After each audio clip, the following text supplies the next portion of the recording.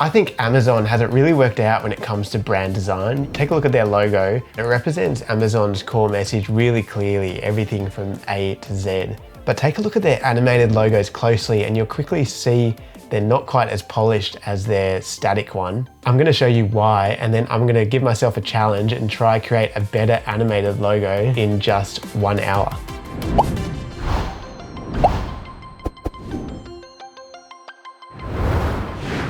Hey, I'm Tom, video editor and motion designer. So let's jump straight into After Effects. I'm going to show you what I'm on about. Okay, so this is most likely the most common logo you've seen from Amazon lately, the Prime logo.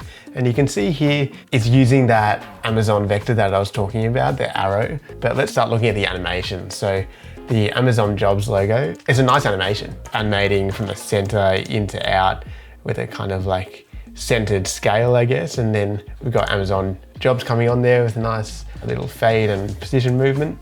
But then you can see here straight away, and moving on to Amazon Pharmacy, we've got a slightly different motion. If you look closely, we've still got the vector coming from the center there, but this time we have a bit of a bounce. We didn't have that. See, just there it comes back a touch. We didn't have that in the Amazon Jobs logo. We can see it's just a straight, smooth transition. Again, in Kindle Scribe, let's have a look at what they do here. So that's similar to Amazon Jobs, but again, different from Amazon Pharmacy, Amazon Echo. And so they're doing something totally different here. They're using that arrow. First of all, they're not animating from the center, they're animating from the left-hand side here. And they're doing something totally different. They're using it as a bit of a mat to reveal the text, which again would be like perfect by itself. It's really nice, kind of clean animation.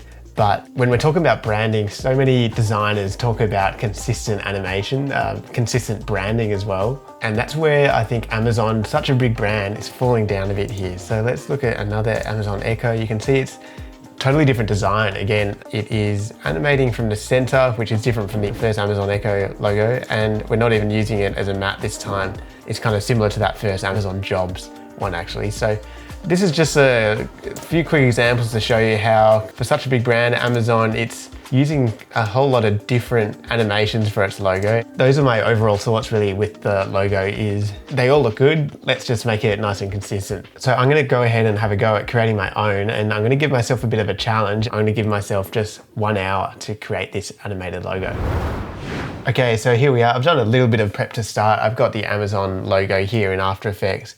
Just as a PNG, it's totally flat. And then we've got the vector here as well. I'm a little bit nervous to see what happens, but I've created hundreds of animated logos in the past, but I've never done it while kind of talking to a camera. So we'll see how we go. Just a heads up, this is not a tutorial video. I am going to explain some things in quite a bit of detail in terms of what I'm doing, but some of the After Effects basics, for example, I'll skim past. But I think I'm going to show you a few nice things if you're a motion designer, and if maybe you're here kind of just having a look at how animation works, then I'm going to talk about a few overall kind of ideas when it comes to animation, design and motion graphics. So here we go. Let's start a timer. Yep, 1 hour. Okay, we are counting down. Let's have a go. What are we going to do here? So I want to make this arrow the kind of feature of the animation, but I think another kind of missed opportunity almost with this logo animation wise is the font and typography, I guess. I think it's nice kind of curvy and fun font. It would be a shame if we didn't kind of like make that move in any way. So I'm going to incorporate that as well. One of the first things I think about when I'm looking at an animated logo is what's going to be the central focus of the animation? What's the eye going to follow around the screen? You don't want, your viewer's eye looking all around the screen at different things happening. You want it just focusing on one thing at a time, and that's where pacing comes in as well. So my idea is to make this arrow starting off as a nice circle, and it's going to come in to the screen with a bit of a bounce, maybe a couple of bounces. With one of those bounces, all of the letters are going to kind of like explode across the screen, fall in place, and as that is happening, the circle is kind of making its way over the A and under it to the Amazon logo. As I do this, I also want to pay particular attention to the arrow part of the logo and make sure that in isolation looks nice and dynamic. Because as you saw with Amazon having so many brands, they do use that vector just in isolation quite a bit. They're not always going to have that Amazon text above it, so the arrow needs to be quite versatile. Okay, you can see here I'm creating a bit of a tapered stroke. Okay, and so we're starting to get the shape here. We're not going to get it exact because we have a bit of a time limit here, but that's looking pretty good to me. Okay, so and the reason I did all that is so we can use trim paths, which is just like such an easy and useful animator in After Effects. I use it so often. This is a nice little moment to talk about easing. So you can see here right now, like that looks pretty good. It's kind of doing what we want, creating that nice animation, but so much of the secret to motion design and animation is called easing. It could, you know, be a full video of explanation this, but it's basically the speed of the animation. So this graph here that I'm in now, that's how fast that the animation is moving. So if I apply some easing, you can see now we're going to start off with a quick animation. It's going to be easing out to nice and slow here. So you can see that compared to before when it was linear to the now eased animation, that will go a long way to making this final animation look nice and smooth. Let's now have a look at this chevron. We would maybe do something fancy with this if we had the time, but let's just make it a nice and smooth kind of scale animation here. And I'm going to animate this with a bit of a bounce to finish because it will be the very last element of the animation. And I usually like to finish with a kind of small but noticeable movement. I think it's quite satisfying to end that way. Okay, so that's looking good. We might just have it come in a bit earlier pacing wise. Let's use a bit of a position, and because the chevron is part of the line, so let's kind of make it like that. Yeah, I don't mind that. And the final thing I want to do to finish off the animation is there's this nice indent, so let's make use of it.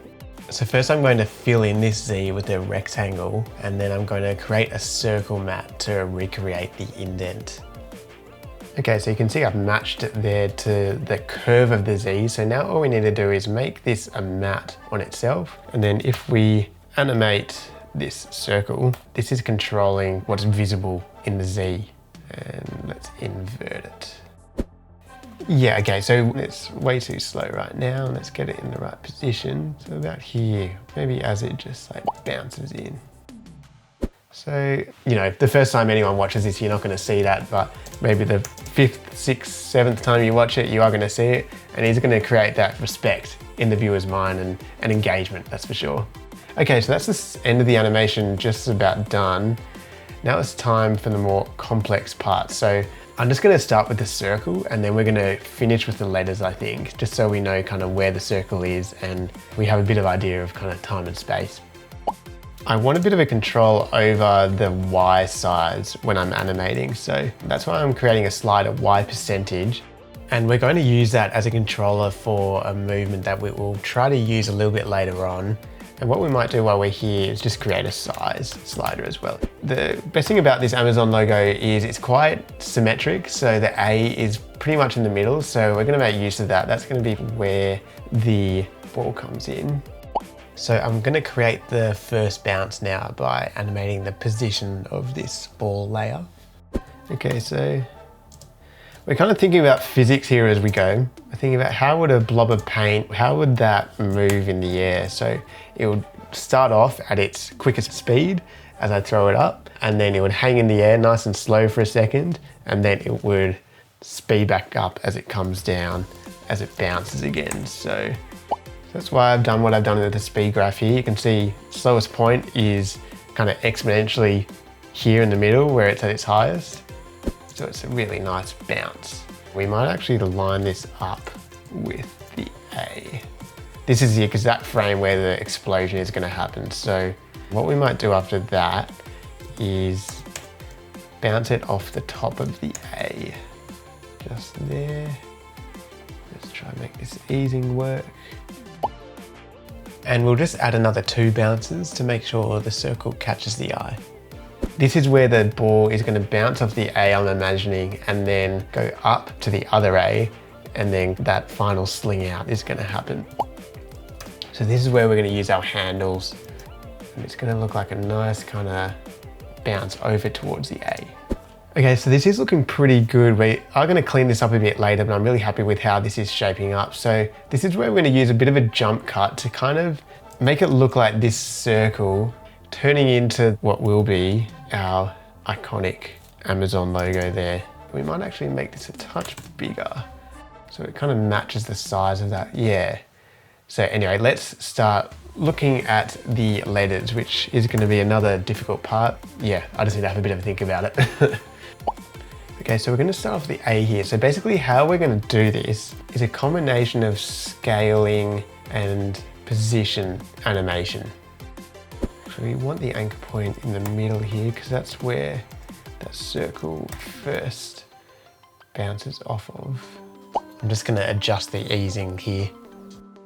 Okay, so we're starting to think about pacing here. I think I have an idea of how I'm going to animate that, but I think it's going to be easier to explain as I do the A further away later than that second A that I started with. So I'm going to do that as we are beginning to run out of time. Okay, so yeah, that is the first sign of the animation I'm talking about with the letters kind of moving into place. That's the first A. I do want to kind of like make it a bit more nice looking than that, but let's see if we have time. This is the challenge I've given myself. I can only blame myself for this if it ends up looking bad.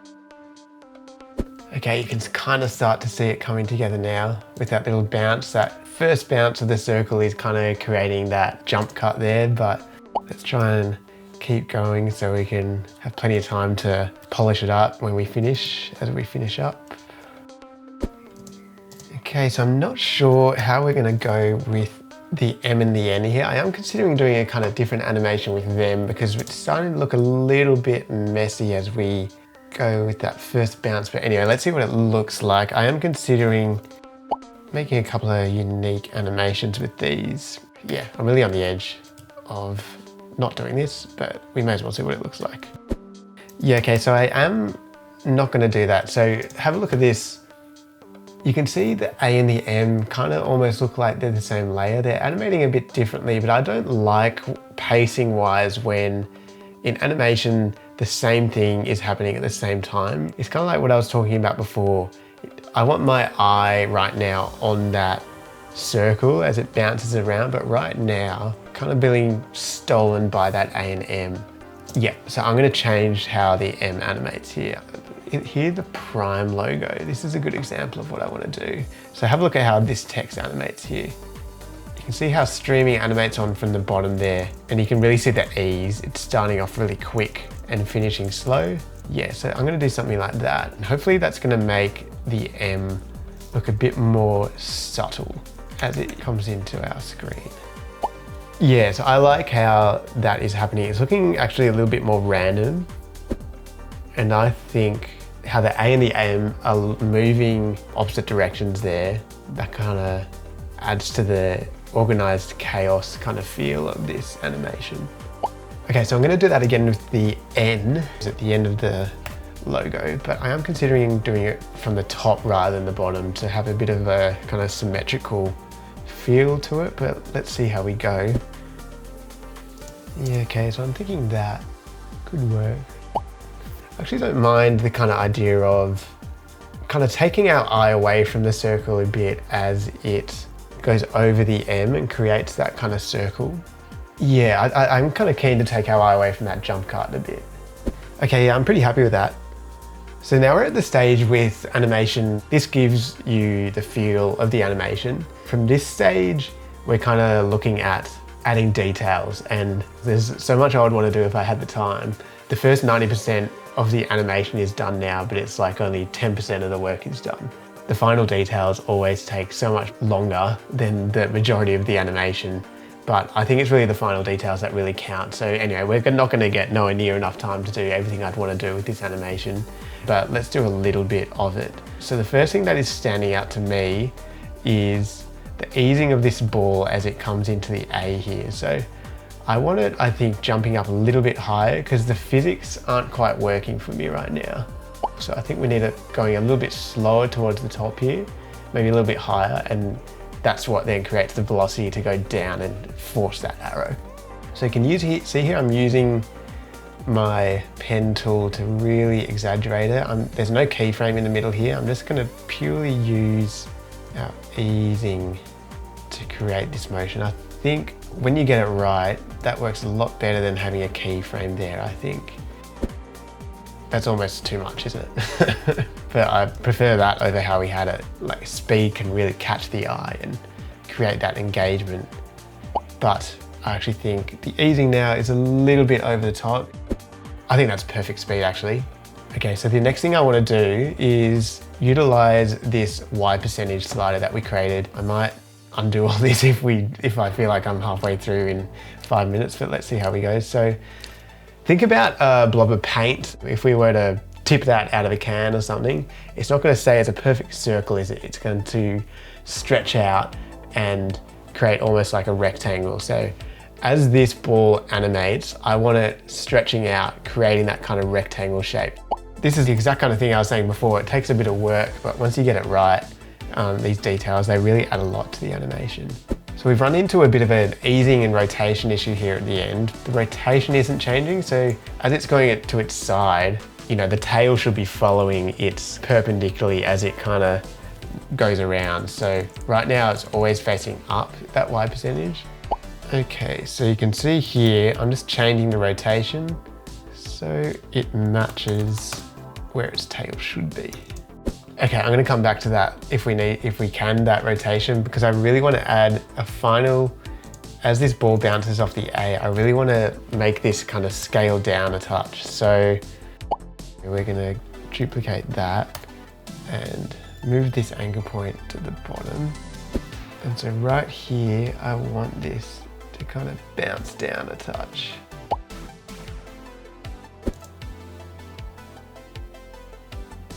Okay, yeah, I'm pretty happy with that. We still have 2 minutes. So what will be the last thing we want to change? You know, I think I actually want to speed the ball up a bit at the start here and really make it kind of zoom into the screen. You know what, we're actually going to start with a Y percentage of 0 there. I think it makes more sense. Oh, sorry, of 100. Okay, so, and that's the time up actually, that was good timing. So there you have it. That's my timer going. And so let's have a look at the final animation.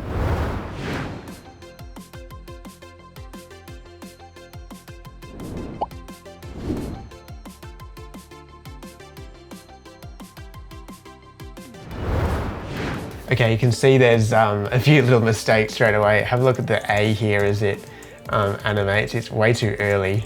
You can see it's starting to animate down there. So really we should have done it a little bit later because, you know, like a trampoline isn't going to bounce before the ball hits it. So that's one thing I'd change straight away. And you can see here the start of that animation is still a little bit, it's almost looking like it's starting off slow to me. I would love if we could add a bit more speed right in the first 2 or 3 frames there, but in 60 minutes I'm pretty happy with that. My first challenge on camera as well. And the one thing I am really happy with, and I wouldn't change too much, is the final animation there of the arrow. It's just nice and smooth, and After Effects only recently added this tapering effect for stroke, and it's really come in handy for a lot of animations. You used to, you know, kind of have to use text layers and all sorts of animators, but now it's nice and easy, so I'm pretty happy with that. Also, I'm happy that we added this final little kind of notch here, sinking into the Z, because I think that finishes off the animation nicely. And so overall, yeah, I'm really happy. I think we've created a nice versatile animation. Thanks again for watching this video. Hopefully you got something out of it. And let me know what you'd like to see next, whether it's another 1-hour challenge or how something in the motion graphics world works. I specialize in everything post-production, so I have a few ideas in terms of things I want to talk about and explain and dive into. But yeah, let me know what you think. But for now, thanks for watching, and I'll see you next time.